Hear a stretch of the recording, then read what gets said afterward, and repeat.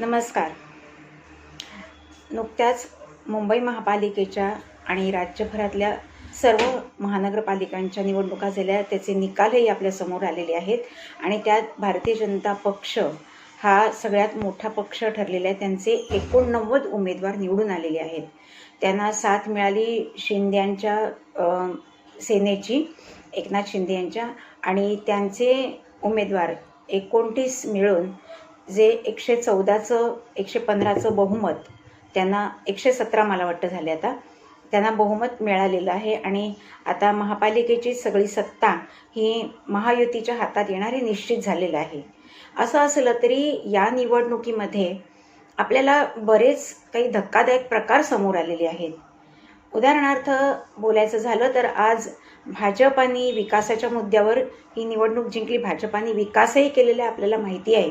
मग ती मुंबईतली मेट्रो असेल, कोस्टल रोड असेल, BDD चाळीचा पुनर्विकास असेल किंवा आणखीन काही पुनर्विकास प्रकल्प असतील, ज्याच्यामध्ये लोकांना, खास करून मराठी लोकांना, फुकट घरं, म्हणजे त्यांच्या मूळ क्षेत्रफळापेक्षा सुद्धा जास्त क्षेत्रफळाची घरं मिळालेली आहेत किंवा काही ठिकाणी आता ती मिळण्याच्या मार्गावर आहे. अशाच ठिकाणी नेमकं आज त्यांच्या विरोधात मतदान झालेलं दिसते. अशा सगळ्या ठिकाणी भाजपाला त्यांचे नगरसेवक निवडून येण्याऐवजी उद्धव बाळासाहेब ठाकरे यांच्या शिवसेनेला जास्त मतं मिळाली आहेत आणि त्यांचे तब्बल 65 नगरसेवक निवडून आलेले आहेत. म्हणजे आपण जे म्हणत होतो आज उबाठा पक्ष संपलेला आहे, कारण त्यांच्यातले अनेक सिनियर लीडर किंवा त्यांचे कार्यकर्ते हे आयदर एकनाथ शिंद्यांच्या पक्षात गेले किंवा भाजपामध्ये आले. पण तरीसुद्धा आज जे काही उरले होते त्यांच्या बळावर त्यांनी जी निवडणूक लढवली त्यात त्यांचे 65 उमेदवार नगरसेवक निवडून येणं ही काही साधी गोष्ट नाही आहे. म्हणजे आज त्यांची मशाल विझलेली आहे किंवा आता त्यांच्यामध्ये काही राहिलेलं नाही आहे. ते हिंदुत्व त्यांनी सोडलेलं आहे किंवा त्यांनी मुंबई महापालिकेच्या पैशाचा गैरव्यवहार केलेला आहे आणि त्यामुळे मातोश्री 2 निर्माण झाली. लंडनमध्ये त्यांचं मोठं कॅसल आलं. त्यांच्या दारात 40 गाड्यांचा ताफा आहे. त्यांच्याकडे उत्पन्नाचा कोणताही ज्ञात सोर्स नसताना सुद्धा त्यांच्याकडे एवढे पैसे कुठून आले, असे सगळे प्रश्न उपस्थित केले. तसंच आता जी दिशा सालियन यांच्या मर्डरची केस चालू आहे त्याच्याबद्दल सुद्धा आज आदित्य ठाकरेवर संशय व्यक्त केला जात आहे. हे सगळं माहिती असून सुद्धा आज त्यांच्याकडे लोक का गेले हा एक महत्त्वाचा मुद्दा आहे. तसंच त्यांचे बंधू राज ठाकरे यांना ना लोकसभेत यश होतं, ना विधानसभेत होतं, ना बेस्ट निवडणुकीत होतं, ना महाराष्ट्राच्या स्थानिक स्वराज्य संस्थांच्या निवडणुकीत होतं. पण आज त्यांना मुंबई महापालिकेमध्ये 6 जागा मिळालेली आहेत. म्हणजे आज संपलेल्या पक्षाला सुद्धा थोडी तरी संजीवनी मिळालेली आहे. आज याच्यातून फक्त एक गोष्ट चांगली झालेली आहे की दोन्ही भावांना जो डायरेक्ट हात घालायचा होता पैसा महापालिकेच्या, जो 74,000 कोटी किंवा त्याच्यापेक्षा जास्त बजेट असलेला, तो घालता येणार नाही. नगरसेवकांच्या मार्फत त्यांची काय जी सेटिंग असेल ती असो, पण ते उघडपणे आपल्याला सांगता येत नाही. पण ते अर्थात सगळ्या पक्षातच चालतं, पण त्यातून मिळेल ते. पण आज जो मुख्य स्रोत होता पैशाचा, त्याच्यावर त्यांची जी सत्ता होती आणि त्याचा जो वापर त्यांच्या स्वतःच्या विकासासाठी केला जात होता तो मात्र त्यांना मिळणार नाही. ही एक जमेची बाजू आहे. दुसरी गोष्ट अशी आहे की काँग्रेसने मोठ्या प्रमाणात प्रचार केला नाही, किंबहुना कोणतेच त्यांचे नेते जास्ती प्रचार करताना दिसत नव्हते, तरीही त्यांना 24 जागा मिळालेल्या आहेत. आणि ओवेसींचा जो पक्ष आहे AIMIM म्हणजे ऑल इंडिया मजलिस-ए-मुजम्मल मुस्लिम, या पक्षाला तब्बल 8 उमेदवार नगरसेवक मुंबईत निवडून आलेत आणि पूर्ण महाराष्ट्राचा जर विचार केला तर 95 उमेदवार त्यांचे निवडून आलेले. आजपर्यंत ज्या पक्षाचे नगण्य लोक निवडून येत होते हाताच्या बोटावर मोजण्या इतके, आज त्यांचे या नगरपालिकेच्या निवडणुकीमध्ये मुंबईमध्ये 8 येतात आणि महाराष्ट्रात मिळून 95 होतात. ही साधी गोष्ट नाही आहे. याच्यातून एक गोष्ट सिद्ध होते की योगी आदित्यनाथ यांनी लोकसभेच्या निवडणुकीच्या वेळेला जो एक संदेश दिला होता की बटेंगे तो कटेंगे आणि साथ है तो सेफ है, हा जो मंत्र आहे हा मुसलमानांनी शिरसावंद मानलेला दिसतोय. कारण आता जो हिंदुत्वाचा उदय होतोय, जगभर हिंदुत्वाला जो मान सन्मान मिळतोय, मोदींना मान सन्मान मिळतोय, सनातन धर्म जो पुनरुज्जीवित होत आहे आणि सगळीकडे त्याचा बोलबाला होत आहे, त्याच्या लाटेपासून जर त्याला रोखायचं असेल तर मुसलमानांनी एकजूट करणं आवश्यक आहे. आणि हा संदेशच कुठचाही गाजावाजा न करता सगळ्या मुसलमानांपर्यंत पोहोचलेला आहे. आणि त्यामुळेच सगळे मुसलमान एकत्र येऊन त्यांनी आपापल्या नगरसेवकांना निवडून दिलेले आहे. आज 95 लोक आहेत, उद्या आगामी 5 वर्षात हा आकडा वाढण्याची दाट शक्यता आहे.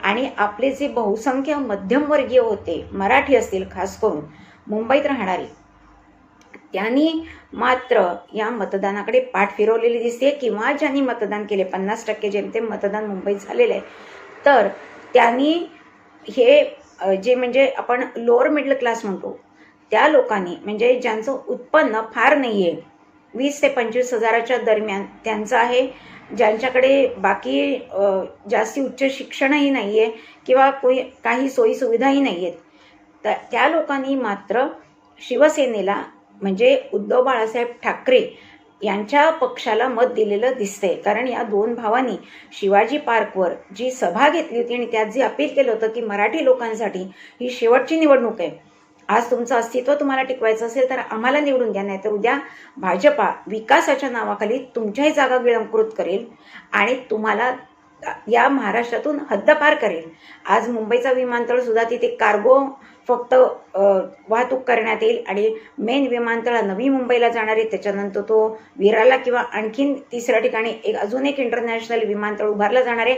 त्यामुळे मराठी माणसांच्या जमिनी अधिकृत होणार, त्यांना इथून हद्दपार केलं जाणार, त्यांच्या नोकऱ्याही संपणार, हातावर पोट असलेल्यांना सुद्धा इथे व्यवसाय करता येणार नाही. कारण परप्रांतीय इथे भरपूर प्रमाणात घुसलेले आहेत. टॅक्सी असो, रिक्षा असो, भाजीवाले असो, मच्छीमार असो, सगळीकडेच हिंदी भाषिकांचं प्राबल्य झालेलं आहे.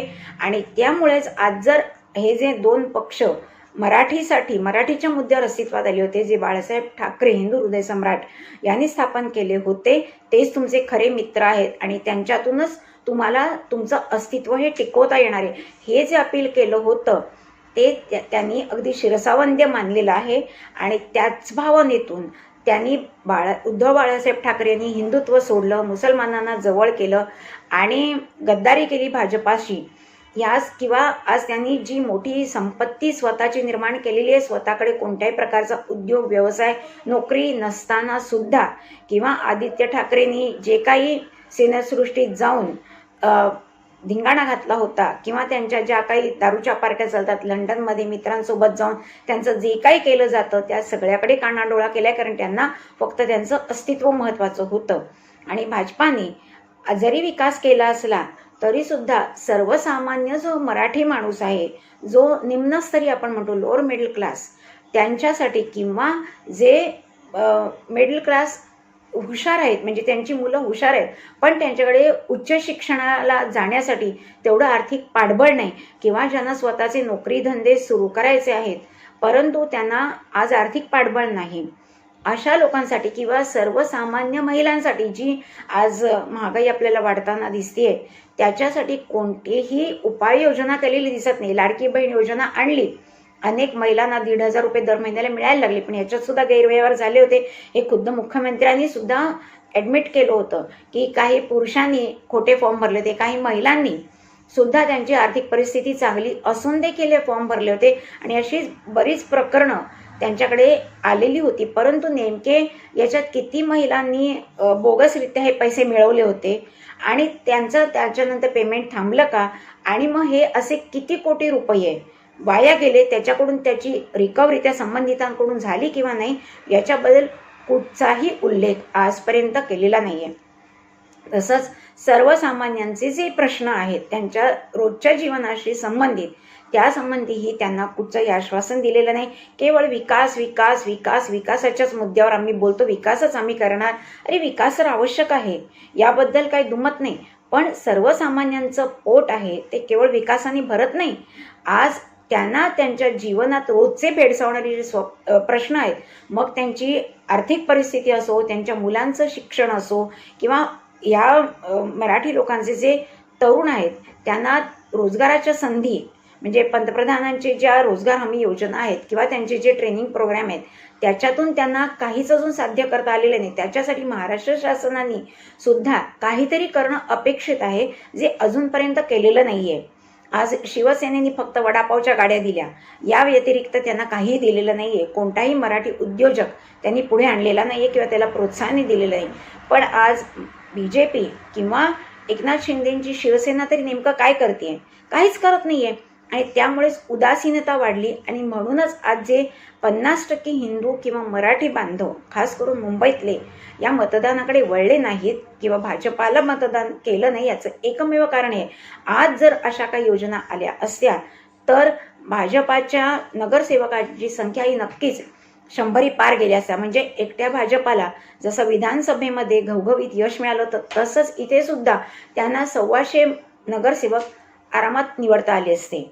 पण तसं काही झालं नाही आणि आज त्यामुळे उद्धव सेना ही आज जोमात आलेली आहे. भले महापालिकेची सत्ता त्यांच्या हातातून गेलेली आणि ती चांगलीच गोष्ट आहे, पण आज संपलेल्या पक्षाकडे सुद्धा म्हणजे मी बोलते मनसेबद्दल त्यांना थोडी तरी दुगदुगी मिळालेली आहे 6 नगरसेवकांमुळे, ती मिळाली नसती. त्यामुळे आता काँग्रेसतर्फे तर कोणीच प्रचाराला आलं नव्हतं, तरी 24 जागा त्यांना मिळालेल्या आहेत. एक चांगली गोष्ट झाली, अजित पवारांना 3 जागा आणि शरद पवारांच्या पक्षाला 1च जागा मिळालेली. त्यामुळे आता हे 2 पक्ष जनतेनेच मोडीत सध्या तरी काढलेले आहेत. पण आगामी 5 वर्षांच्या काळात, कारण निवडणुकीच्या दरम्यान एक मुद्दा वारंवार उपस्थित होत होता की त्यांचं एक विधान गाजवत होतं अजित पवारांचं.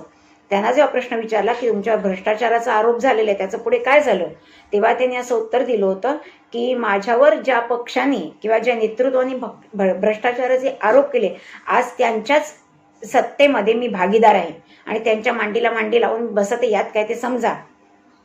याच्यातून दिसतं ना की आज फडणवीस सरकार असो किंवा मोदी सरकार असो, जो 70,000 कोटी रुपयांचा सिंचन घोटाळा होता त्याच्यातनं काहीच साध्य झालेलं नाही. आणि मला आठवतंय की नाविका कुमार आहेत, त्यांनी त्यांच्या चॅनलवरनं जेव्हा देवेंद्र फडणवीसांची मुलाखत घेतली होती तेव्हा त्यांनी हाच प्रश्न विचारला होता. तेव्हा त्यांनी सांगितलं फडणवीसांनी की नाही ती केस चालू आहे. तर तिने असंही विचारलं की केस चालू आहे म्हणजे ती कितीवर चालू होणार, त्याचा रिझल्ट कधी येणारच नाही, तारीख पे तारीख आती रहेगी. त्यावेळी त्यांनी मोघम उत्तर दिलं काय नाही की काही म्हणजे लालू यादवना जर जेल होऊ शकते तर निकाल लागू शकतो आणि काही केस लवकर डिसाईड होतात, काही केसना वेळ लागतो. जर ते दोषी आढळले तर कारवाई त्यांच्यावर होणारच, पण कारवाई होताना दिसत नाहीये आणि ती कधी होणारही नाही. आज मेट्रोमध्ये तुम्हाला पुण्याच्या लोकांना अजित पवारांनी आश्वासन दिलं होतं की तुम्हाला फुकट आम्ही प्रवासाला संधी देऊ. याच्यावर फडणवीसांनी उत्तर दिलं होतं की मेट्रो ही केवळ राज्य सरकारची नाही, ती केंद्र शासनाची आणि याचे जे रेट आहेत, जो तिकिटाचे दर आहेत, ते ठरवणारी एक सेंट्रल बॉडी असते आणि ते सांगतं की तुम्हाला तिकिटाचे दर काय लावायचे आहेत, त्याच्यातून किती रेव्हेन्यू मिळायला पाहिजे. कमीत कमी ऑपरेटिंग कॉस्ट आपली वसूल होईल. फायद्यात जरी सुरुवातीला आली नाही तरी ऑपरेटिंग कॉस्ट वसूल होईल, इतकं तरी तिकीट मिनिमम तुम्ही ठेवायला पाहिजे. आणि त्यामुळे ते जरी काही बोलले तरी फुकट मेट्रो प्रवास हा पुणेकरांना अशक्य आहे. आणि याच्यातूनच दिसतं की आज लाडक्या बहीण योजनेमुळे महाराष्ट्राच्या तिजोरीवर किती कोटींचा भुर्दंड पडतोय. तसंच आज बेस्ट प्रशासनाच्या बाबतीतही बोललं जात होतं की जो फायद्यात असलेला उपक्रम होता तो 16,500 कोटी रुपयांच्या तोट्यात गेलेला आहे.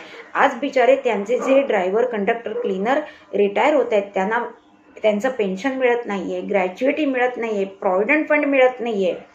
आज महानगरपालिकेचा अंगीकृत उपक्रम असलेल्या बेस्टवर अशी परिस्थिती असेल तर किती दुर्दैव आहे. आज महापालिका एवढी फायद्यात आहे, मग का नाही त्यांचं बजेट काढून तुम्ही यांचे प्रश्न सोडवत, का नाही ती फायद्यात आणत. आता ग्रीन बसेस तुम्ही वगैरे सुरू केलेले आहेत, इलेक्ट्रिक बसेस सुरू केलेले आहेत, पण आज जे बेसिक प्रश्न या कामगारांचे आहेत ते सुद्धा सोडवणं गरजेचं आहे. आता बघूया, महापालिकेची सत्ता महायुतीच्या हातात आलेली आहे, मुंबई महापालिकेबद्दल मी बोलतेय. आता हा जो फायद्यातला अर्थसंकल्प आहे महानगरपालिकेचा, त्यातून बेस्ट कर्मचाऱ्यांना किती दिलासा मिळतोय आणि त्यांच्या वेलफेअरसाठी काय काय गोष्टी केल्या जातात, तसंच सर्वसामान्यांसाठी, त्यांच्या मुलांसाठी काय योजना, अगदी फुकट नका देऊ पण कमीत कमी सवलतीच्या योजना तरी जाहीर व्हाव्या अशी अपेक्षा. अर्थात आपले जे मुख्यमंत्री देवेंद्र फडणवीस आहेत ते खूपच हुशार आहेत, चाणाक्ष आहेत आणि त्यांना प्रत्येक गोष्ट कळते, काय करायला पाहिजे, काय करायला नको, कुठे थांबायचं, कुठे सुरू करायचं, सगळं त्यांना कळतं. त्यामुळे आत्मचिंतन ते नक्कीच करतील, पक्षातर्फे त्यांच्याही होईल, मोदी सरकारपर्यंत सुद्धा या गोष्टी पोचतील. पण येणाऱ्या आगामी 5 वर्षामध्ये ह्या सगळ्या लोकांबद्दल जे आता दुर्लक्षित झालेले आहेत, मध्यम वर्ग, त्यांच्या महिला, त्यांची मुलं, त्यांच्यासाठी नेमकं फडणवीस सरकार काय करतंय किंवा एकनाथ शिंद्यांची, त्यांना तर खूपच धक्का बसला. 29 आमदार हे म्हणजे नगरसेवक हे अतिशय नगण्य, अर्थात याचा उपयोग भाजपाला झाला की त्यामुळे महापालिकेची सत्ता तरी हातात आली. आणि तर एके वेळी अशी परिस्थिती आली होती की काँग्रेसच्या लोकांना विचारणा केली जात होती, इकडचे जे प्रदेशाध्यक्ष होते, की आता नेक टू नेक फाईट चालू आहे भाजपा आणि उबाठामध्ये, तर काही सीट कमी पडल्या बहुमताला, तर तुम्ही पाठिंबा देणार का? तेव्हा काँग्रेसच्या लोकांनी सांगितलं अजून पूर्ण निकाल येऊन देत मग आम्ही सांगतो. म्हणजे इथपर्यंत परिस्थिती आली होती. आणि एक वेळ मलाही असं वाटत होतं, बापरे, हातातोंडाशी आलेला घास जातोय की काय. आमच्या इकडचे अनेक लोक देवासमोर, मीही होते त्याच्यात, हात जोडून बसले होते की नको, भाजपालाच आणि शिवसेनाची म्हणजे शिंद्यांची जी शिवसेना आहे त्यांच्याच युतीला बहुमत मिळू दे आणि त्यांचीच सत्ता महानगरपालिकेत येऊ दे. आमचा काही उद्देश नाही, आम्हाला त्याच्यातून काही मिळणार नव्हतं. पण तरीसुद्धा या पक्षाबद्दल, या नेतृत्वाबद्दल आम्हाला जो आदर आहे, आपुलकी आहे, त्याच्यासाठीच आम्ही सगळे देवासमोर बसून प्रार्थना करत होतो. आणि अर्थात त्यामुळे देवाने आमचं ऐकलं किंवा काही म्हणा तुम्ही, या शिंदे आणि एकनाथ फडणवीस या नगरसेवकांची मिळून जी मेजॉरिटी व्हायला हवी होती ती झाली आणि आता सत्ता त्यांच्या हातात येते. परंतु आता येणाऱ्या 5 वर्षात नेमकं आपलं सरकार जे आहे ते काय करते याच्यावर पुढच्या 5 वर्षात ज्या निवडणुका होणार आहेत त्याचं भवितव्य अवलंबून निश्चितच असणार आहे. आणि हे त्या सरकारला उमगलंच असेल.